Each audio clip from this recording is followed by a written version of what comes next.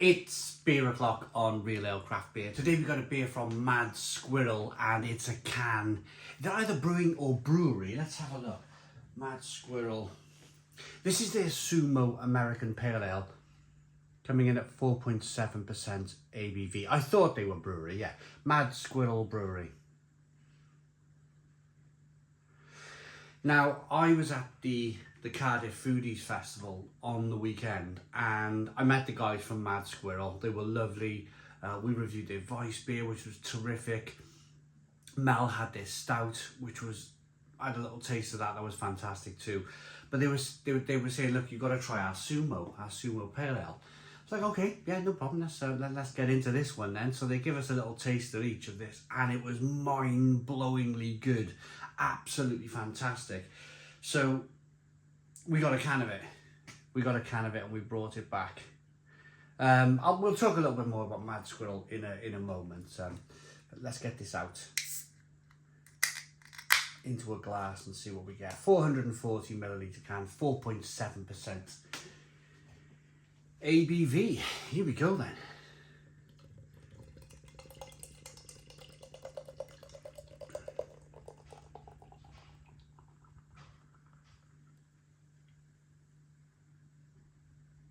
Oh, look at that.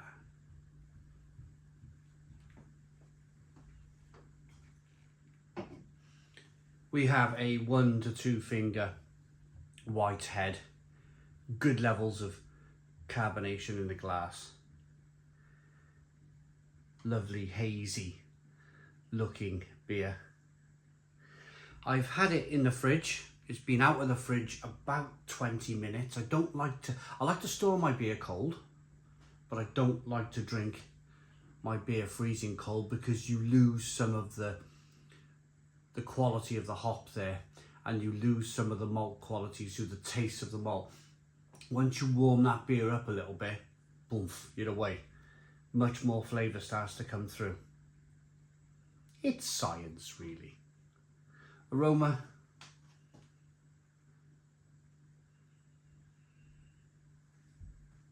Big, kind of like zesty, juicy, grapefruity, orange peel, kind of tangerine, touch of passion fruit and mango in there too.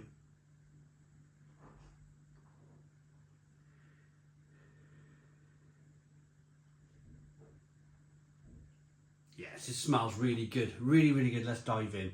Cheers, everybody. Cheers, Mad Squirrel.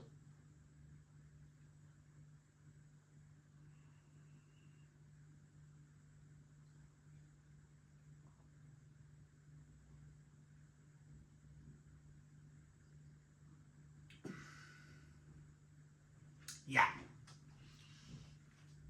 absolutely delicious beer. It's a bit murky today, to be honest with you, outside. I always feel a beer is like on that hot sunny day at the festival. The beer was just one of the most amazing beers I'd ever put into my mouth. That's because there was music playing in the background. Everybody was smiling, everybody was having fun, everybody was having a bit of a drink. And I suppose you get caught up in the vibe, don't you, of a festival or just being outdoors. Long winter. The Cardiff Foodies Festival was my first venture really outside into a festival in 2025, and there's always that kind of like excitement of finally kind of summer's around the corner, and the beer was just tasting blindingly good. On this dull Monday here in South Wales, nice and cloudy here today, it's tasting pretty decent. It really is tasting pretty decent.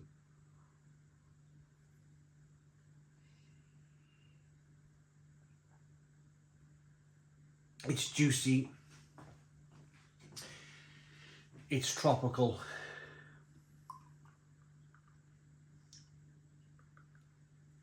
You get that malt coming through. You get the oats coming through in the beer. Give it a little bit of a creamy, rich mouthfeel. The malt is a little bit sweet, a little bit kind of wafer-like. And then that kind of like, the water's really soft as well. They obviously treated the water. Unless they're lucky enough in North, they're kind of like North London way. Out in a farm, Mad Squirrel. They're lucky enough to have soft water then. But I think I don't think London's soft water, to be honest with you. I think London's more of a harder water.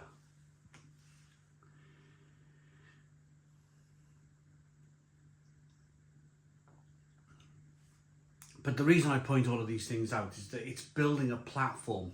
It's building a platform for the beer to thrive. The malt is wafer-like and crispy. The oat is creamy and rich and gives a great mouthfeel. The water's obviously been treated to be soft. That just leaves that platform for the hops to shine. And boy, do they shine. They really do shine. Combination, as I mentioned, a touch of lime, touch of grapefruit, so some pithy kind of peely lemon peel kind of flavours coming through, like you're chewing on orange peel. But then you have those other kind of softer, hoppy, fruity flavours, like those kind of passion fruits and mangoes that are in the beer also.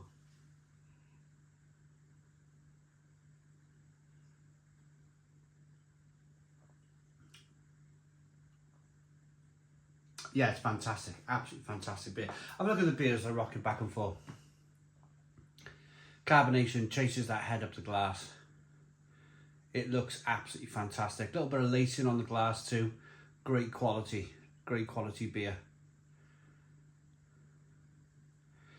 Maybe this beer hits the supermarkets in the near future. It might do, but yeah, I mean, just a great vibe. The people at Mad Squirrel at the event were so friendly. We probably had a half an hour with them, half an hour, 45 minutes, talking beer, talking all sorts, really, talking about the festival. And they've invited us down as well. They've invited us down to their brewery. They've got a couple of events coming up later on in 2025, which we've been invited to. So hopefully we might be able to see you, if you're watching this, at one of those events.